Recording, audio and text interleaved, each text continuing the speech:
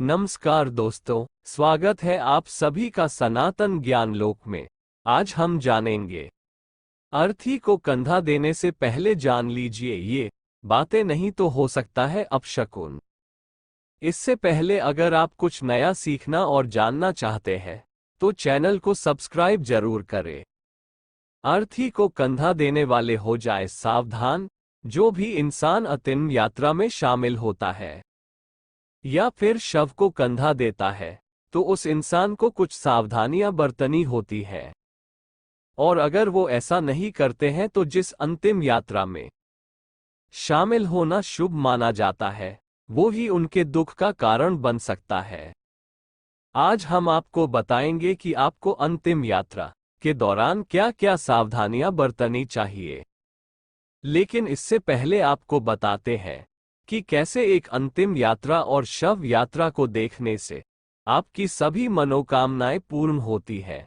कहा जाता है कि जब भी कोई शव यात्रा या फिर अर्थी दिखे तो उसे दोनों हाथ जोड़कर सिर झुकाकर प्रणाम करना चाहिए और साथ ही शिव के नाम का जाप भी करना चाहिए।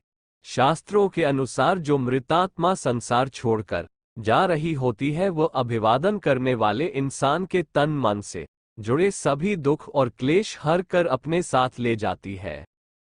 अब आपको बताते हैं कि एक अंतिम यात्रा में शामिल होने वाले इंसान और अर्थी को कंधा देने वाले इंसान को ऐसा करने के बाद क्या क्या सावधानियां बरतनी चाहिए। ऐसा माना जाता है कि जब किसी इंसान की मृत्यु होती है तो उसके दुश्मन भी उसकी अंतिम यात्रा में शामिल होते हैं, क्योंकि मृत्यु के बाद वो सभी मन मुटाव उस मृत व्यक्ति के साथ ही चले जाते हैं।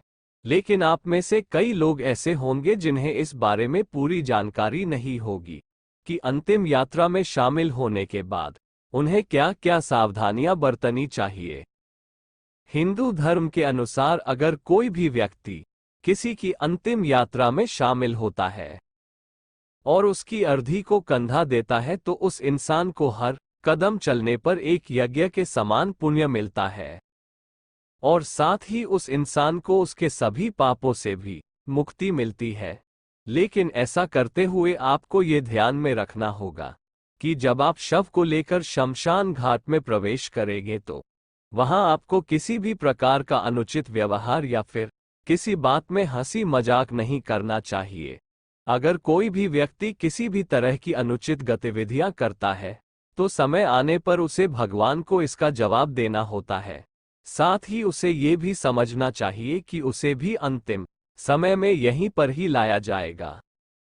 इसके बाद अंतिम संस्कार में शामिल हो रहे सभी को ये भी ध्यान में रखना चाहिए कि अंतिम संस्कार होने के बाद बिना मुड़े किसी नदी या फिर तालाब में कपड़े पहने हुए ही स्नान करना चाहिए और मृत व्यक्ति के नाम पर जल अर्पण करना चाहिए, और ऐसा करते हुए बिना कुछ बोले घर की ओर चल देना चाहिए।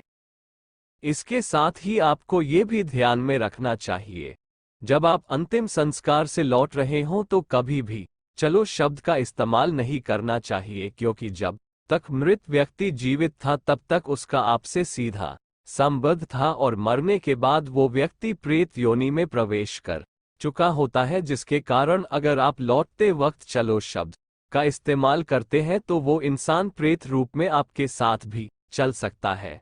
इसी वजह से शमशान घाट से लौटते वक्त आपको चलो शब्द का इस्तेमाल नहीं करना चाहिए। वहीं शास्त्रों के अनुसार एक नियम ये भी है कि जो व्यक्ति ब्रह्मचर्य का पालन करते हैं वो व्यक्ति अपने माता पिता और गुरु के अलावा किसी भी अन्य व्यक्ति को कंधा नहीं दे सकते हैं और ना ही किसी व्यक्ति की शव यात्रा में शामिल हो सकते हैं। अगर वो व्यक्ति ऐसा करते हैं तो इससे उनका ब्रह्मचर्य खंडित हो जाता है। इसी तरह अंतिम संस्कार से लौटने के बाद सभी को नीम की दातून करनी चाहिए और फिर लोहा, अग्नि, जल, पत्थर का स्पर्श करना चाहिए। दरअसल एक मनुष्य के भौतिक शरीर के अलावा पूजा से बने कई अन्य शरीर होते हैं जो शमशान घाट के संपर्क में आने से दूषित हो जाते हैं, और अगर आप शमशान घाट से आने के बाद इन चीजों को स्पर्श करते हैं तो इनसे शरीर की अशुद्धियां दूर हो जाती है। वहीं जो लोग शव यात्रा या फिर अंतिम संस्कार में शामिल होते हैं, उन्हें एक दिन का सूतक मानना चाहिए। शव को छूने वाले इंसानों को 3 दिन का और अर्थी को कंधा देने वाले इंसान को 8 दिन का सूतक मानना चाहिए, और इस सूतक के दौरान आप किसी भी मंदिर और धार्मिक कार्यों में शामिल नहीं हो सकते और साथ ही किसी भी साधु को दान भी नहीं दे सकते। वहीं शास्त्रों में कहा गया है कि यदि हमारे घर के आसपास किसी व्यक्ति की मृत्यु हुई है तो हमें उस व्यक्ति की अंतिम यात्रा में भी जरूर जाना चाहिए, और साथ ही जब तक उस इंसान की अर्थी न उठ जाए तब तक हमें कोई भी शुभ कार्य या फिर पूजा पाठ नहीं करना चाहिए। ऐसा इसलिए किया जाता है क्योंकि जहां पर शव पड़ा होता है उसके आसपास का इलाका नकारात्मक ऊर्जा से भर जाता है, जिसे सूतक कहा जाता है।